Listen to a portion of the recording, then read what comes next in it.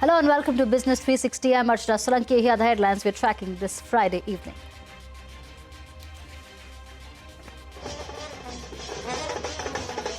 It's a landslide for the NDA in Bihar elections. The alliance crosses the 200 mark in the 243-seat assembly, marches towards a historic performance. BJP emerges as the single largest party ahead of Nitish Kumar's JDU. RJD-LED Mahagathbandhan decimated, fails to reach the 50-seat mark. Congress loses 90% of the seats contested. Prashant Kishore's Jan Swaraj party fails to open its account. India's first data privacy law is now operational. Government notifies the rules under Digital Personal Data Protection Act more than 2 years after it was passed by Parliament. Companies get 18 months to comply. Consent managers get 12 months to register to act on behalf of users. Sensex and Nifty gained 2% this week, the biggest weekly gain in 5 months. All sectoral indices end in the green, with defense and IT stocks leading the rally. Major relief for small and medium industries. Government withdraws over 20 quality control orders covering chemicals, plastics, textiles and mining companies. These rules were introduced 2 years ago. A crucial meeting at the Prime Minister's office to review Press Note 3 likely to be held today. This policy was introduced in 2020, making government approval mandatory for foreign direct investment from countries like China that share a land border with India. 3, 2, 1. Fintech company Pine Labs lists at a 10% premium, surges 30% in intraday trade, but ends with gains of close to 14%, touches a market cap of close to 30,000 crores. Bitcoins drops below the $100,000 mark, hitting a 6-month low. All cryptocurrencies are down over 15% in the last 1 month due to risk aversion and a sell-off in tech stocks. Police detain a medical college professor and a student as the probe into Delhi car bomb blast that killed 13 people continues. Security forces demolished the house of the Pulwama doctor suspected to have driven the explosive-laden car involved in the blast. Andhra Pradesh government woos investors. Reliance Industries pledges to set up a 1 gigawatt AI data center. Adani Group promises investments worth 1 lakh crore rupees.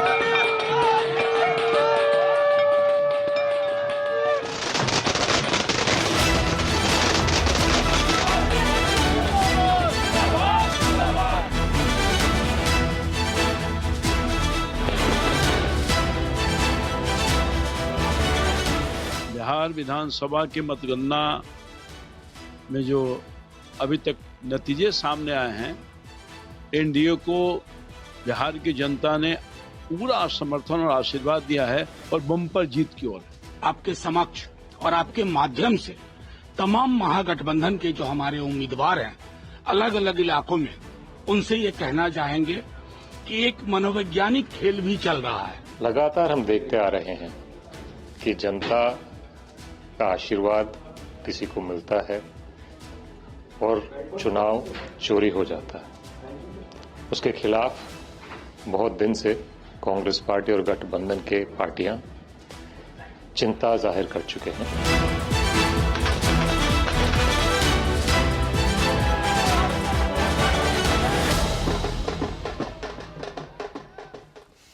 And the big story of the day, it's a landslide for the BJP JDU-led NDA in Bihar elections. The alliance has crossed the 200-seat mark and is marching towards a historic performance. As per latest trends, the BJP is currently leading the pack with a strike rate of 95%, followed by Nitish Kumar's JDU with a strike rate of 84%. Chirag Paswan's LJP, which was not in the NDA for last assembly elections, registered an impressive performance as well. The opposition, led by the RJD, has been decimated. The Congress seat tally has fallen to single digits. The left parties performed poorly as well. Prashant Kishore's Jan Swaraj party, a greenhorn, failed to even open its account. Remember, the state had witnessed a historic voter turnout. That's not all. The absolute number of women voters exceeded the male voters this time. Many political analysts have claimed that the Nitish Kumar government transferring 10,000 rupees each to 25 lakh women under Mukhyamantri Mahila Rozgar Yojana was the game changer. The opposition had alleged the move as a violation of Model Code of Conduct. Current Chief Minister Nitish Kumar is likely to take oath for a record 10th time. But there has been no formal announcement on who the Chief Minister is likely to be. My colleague Arunima gets us the latest report from JDU headquarters in Patna. Outside JDU office, we showed you the shank, the dhol, tasha and the crackers. Now even the laddus are out. Laddu already खिला रहे, अभी तो फैसला पूरा आया नहीं है. देखिए, बिहार की जनता हर जगह दिवाली बिहार की जनता जला रही है. हर घर में लड्डू बट रहे हैं. नीतीश कुमार जी की जितनी महिलाएं हैं, जितनी विद्यार्थी हैं, जितने लोग हैं, सब कार्यक्रम के कारण सबके घर में लड्डू और अनेक अनेक मिठाइयाँ बट रही है. पूरा पटाखा, मिठाई, होली, दीपावली सब मनेगा अभी कुछ देर में. JDU सिंगल लार्जेस्ट पार्टी बनेगी एनडीए में? नहीं, JDU नीतीश कुमार जी ने जो विकास किए, इसी विकास का जीत है. They're all ready to celebrate Diwali once again at the JDU office here in Bihar with Rajesh Bhardwaj in Patna. Okay, हाँ खा लीजिए. In Patna, this is Arunima. परिवारवादी लोग राजनीति को जागीर समझते हैं, लेकिन लोकतंत्र की धरती पर निवास करने वाली बिहार की जनता बड़ा संदेश देगा ये जंगल राज के युवराज को, जो सोने के चम्मच लेकर जन्म लेते हैं और चार्टर्ड विमान पर बर्थडे मनाते हैं. ये जमींदारी भाव को बिहार की जनता समाप्त करेगी. सोशल रिफॉर्मर है नीतीश कुमार जी. को पॉलिटिकल लीडर नहीं है, केवल स्टेट्समैन नहीं है, समाज सुधारक भी है और राजनेता भी. एनडीए सबसे बड़े जनादेश के साथ आएगा और जनता दलियों की प्रमुख भूमिका होगी. Right, Parikshit Luthra joins us now with more. Parikshit, what are you picking up? What's behind this historic mandate by the NDA in the state of Bihar? What are the numbers telling you? Well, what a day has it been. Let's look at the NDA numbers. They, as per these trends, have crossed the 2010 tally. In 2010, the NDA alliance had secured 206 seats. There are 207. Let's see if they continue and solidify this lead. However, it's definitely bad news for the India alliance. They've just landed up with 31. But there's something that I'd like to show you as far as the NDA is concerned. Just look at their numbers. BJP 92, JDU 84, which means that both key alliance partners have done the heavy lifting. The LJP, they had been given 29 seats to fight in this election, and they've managed to deliver at least around 21. The full counting is not over. So, strong performance by Chirag Paswan. The Hums party at 6, the RLM, Upendra Kushwaha's party at 4. Now, if you take the BJP tally, the LJP tally, Hums and RLM, they together would cross the 122 or the halfway mark. So they technically may not need the JDU. So what happens to the chief ministerial candidate? Amit Shah, before the election, had said there is no vacancy for the chief minister's post. But will the equation now change because the BJP and the other allies are so strong?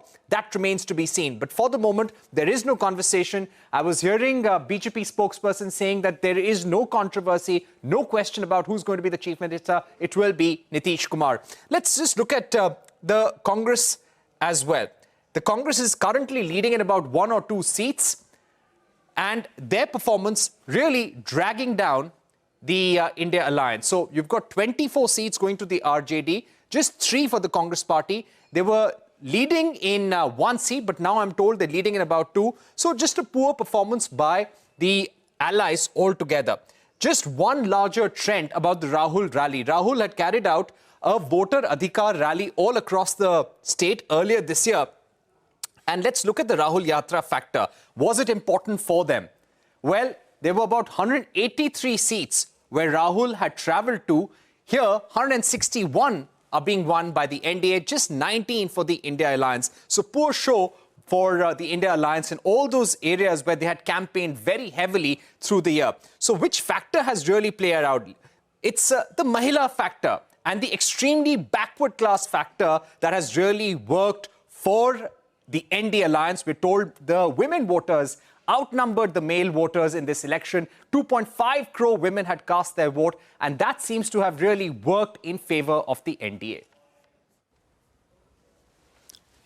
All right, thank you, Parikshit, for that. Let's shift our focus to the day's market action. Dalal Street closed in the green for the fifth straight session. Nifty closed above the 25,900 mark. Broader markets moved in line with the benchmarks. For the week, market snapped the two-week losing streak, recording the biggest weekly gains in 5 months.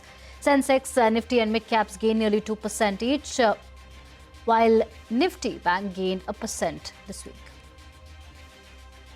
The passenger vehicle business of Tata Motors has reported a weak set of numbers in the second quarter. This is largely due to the cyber attack on Jaguar and Land Rover. Sudarshan Kumar joins us now with the numbers. Sudarshan, JLR cyber attack taking a toll on Tata Motors. That's correct. So as market closed, Tata Motors passenger vehicle after demerger, so commercial vehicle segment is different, and this result is for Tata Motors passenger vehicle, which houses passenger vehicle business of India and the JLR. They have come out with Q2 results, and if I can say, it's a largely a forgettable quarter for both these companies, Tata Motors as a standalone business and also for JLR. If I can give you a few highlights, company has reported loss for both standalone and consolidated business. And the worst part is JLR has revised its EBIT margin guidance lower for FY26. Now it's expecting in the range of 0 to 2% versus earlier range of 5 to 7%. More than that, it has increased its cash outflow guidance from near to zero. They were expecting earlier. Now it's expecting up to £2.5 billion.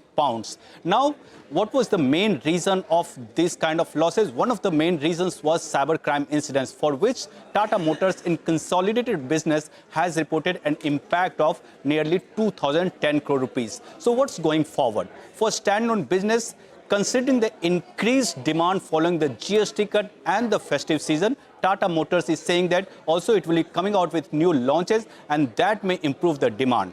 For JLR, they have not given any updated statement on cyber incidents that they had faced. They are just saying that they have been restarting the operations. Global situation remains challenging, but they'll manage to improve the demand if you compare against H1 FY26. But overall, as far as Q2 FY26 is concerned, it's a forgettable quarter. All right. Thank you, Sudarshan, for that. Shifting focus now, shares of Pine Labs made a strong debut on the bourses today, listing at a 10% premium from its issue price. The company's issue was subscribed over 2 times on the final day of bidding, and this was led by strong demand from the qualified institutional buyers, followed by the non-institutional investors. The company plans to use the proceeds from the IPO towards expansion, debt repayment, and international growth. Market regulator SEBI has proposed some regulatory changes to streamline the IPO process. Now, the proposed changes are aimed at removing certain operational bottlenecks, improving transparency for investors. SEBI is proposing amendments to introduce a technology-enabled framework that will allow pledged shares to be locked in seamlessly. Currently, all pre-issue held by non-promoters must be locked in for 6 months after the allotment in an IPO, barring few exemptions. But depositories are not equipped to mark pledged shares as locked in, creating compliance hurdles. The proposed changes seek to simplify this process for IPOs. India's wholesale inflation has dipped into the negative territory in October. The negative rate was led by a decrease in prices of food articles, crude petroleum and natural gas. However, fuel and power became costlier. The index for this group rose by 1.12% during the month. And major relief for small and medium industries. The government has withdrawn over 20 quality control orders covering chemicals, plastics, textiles and mining companies. Abhimanyu Sharma joins us now with more details. Abhimanyu, how will this move benefit the industries? India has withdrawn over 20 quality control orders in the past 2 days across the chemicals, textiles and mining sector. India is reviewing several QCOs across several sectors after they have been termed as non-tariff barriers by several countries, including the United States. QCOs have also been opposed on certain fronts by the domestic industry over apprehensions of an increase in input cost, which is leading to a reduction in overall competitiveness of several exporters. It remains to be seen whether India is going to withdraw or dilute any more QCOs moving ahead. Now, the QCOs which have been withdrawn for now include 7 QCOs from the mining sector, particularly for aluminium and aluminium alloys, copper, nickel, tin ingots, refined nickel, refined zinc and primary lead. The withdrawn QCO amongst plastics, they include polypropylene, polyethylene, PVC, ABS and polycarbonate. Now, amongst the chemicals and textile sector, the withdrawn QCOs include for ethylene glycol, polyester yarns and fibers and terephthalic acid. The move is expected to ensure ample availability of raw material as well as an increased competitiveness for several industries, many of which import several of these products for which the QCOs have been withdrawn, and these products are expected to become cheaper, which is going to possibly lead to more competitiveness for several industries. Right, thank you Abhimanyu for that. Time for a short break. Coming up next, India's first data privacy law is now operational. The government has notified rules under Digital Personal Data Protection Act more than 2 years after it was passed. More details when we return.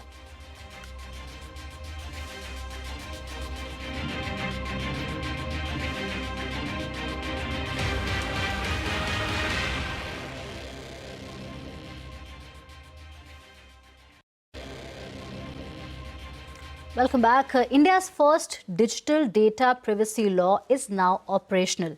The government has notified the rules under the Digital Personal Data Protection Act more than 2 years after it was passed by Parliament.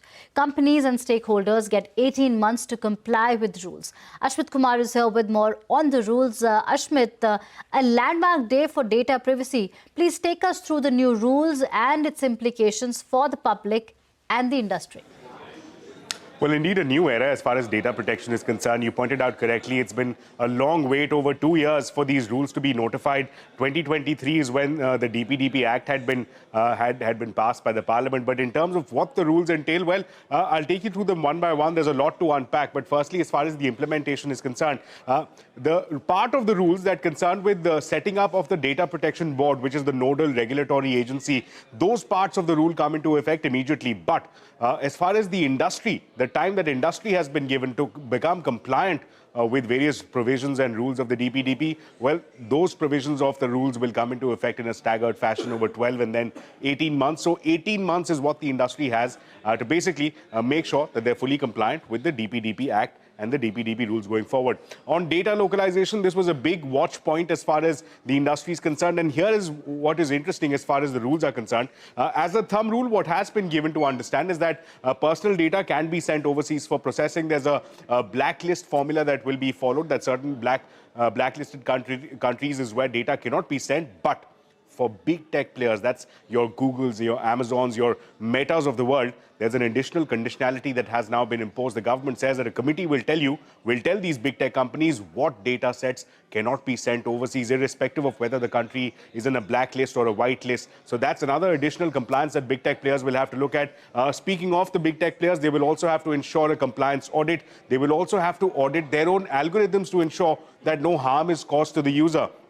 Furthermore, as far as consent mechanism is concerned, you and I, as persons, as data principals who will be giving their data to large companies or to smaller companies, we are liable. We now have a right under the DPDP rules to receive a notice from the company. The notice has to very clearly tell us what those individual pieces of data are, why that data is being procured. And importantly, a similar formula will then need to be adopted in case there's a data breach.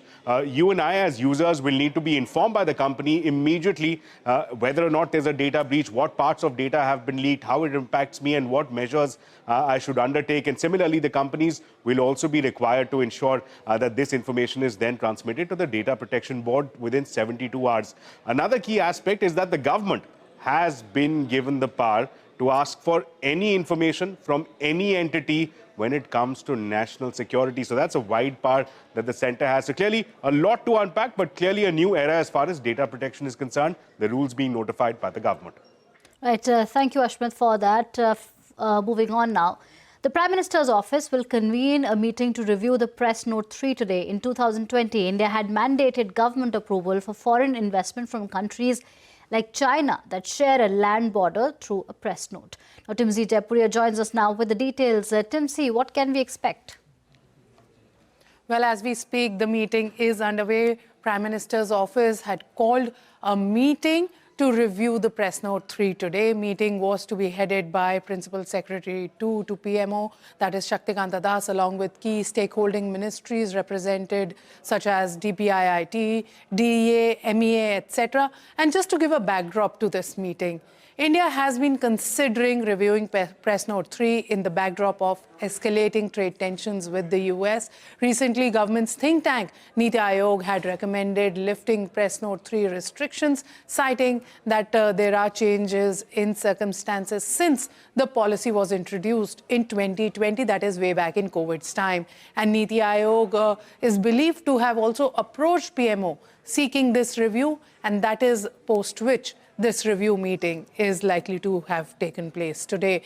Press Note 3, just to give a backdrop, is a 2020 policy amendment that requires prior government approvals for all foreign direct investments from countries that share a land border with India. It mandated that any investment from these countries where India shares a land border with, where beneficial ownership of the investment is based in such countries, could only come through the government approval route. And this review meeting comes at a time when India-China relationships are showing signs of normalization. We recently saw that India and China have resumed direct air services, and that is the crucial country that this review could be actually looking at as to how Chinese investments can come back to in India with some relaxations in Press Note 3. That is what the review meeting is focusing on. As we speak, as I said, the review meeting is on. It can conclude any moment. And as soon as it concludes, when we hear back from our sources, we'll keep you updated on it. Right. Thank you, Timzi, for keeping a track on these developments. With that, it's a wrap on this edition of Business 360. News and updates continue right here. Thank you for watching.